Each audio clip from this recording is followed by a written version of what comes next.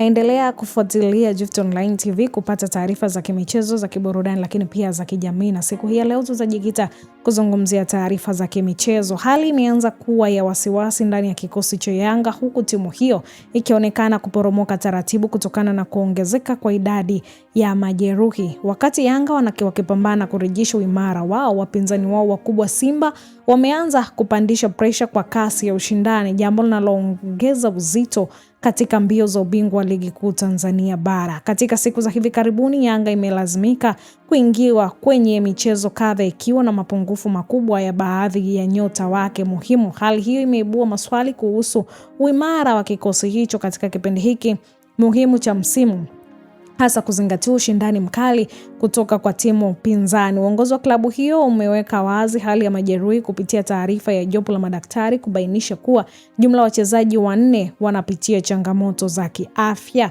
Majina yaliyotajwa ni Ibrahim Abdullah Baka, Laundo Diso Depu na Boka pamoja na kiungo Edmund John, ambao wote wanatarajiwa kuwa nje kwa vipindi tofauti. Kwa mujibu wa taarifa kutoka klabu hiyo, majeraha hayo yametokana na majukumu ya michezo ya hivi karibuni, hali inayodhihirisha ukubwa wa mzigo waliokuwa nao wachezaji hao. Kukosekana kwao kunalazimisha benchi la ufundi kufanya mabadiliko ya lazima ili kuendelea kusaka matokeo chanya.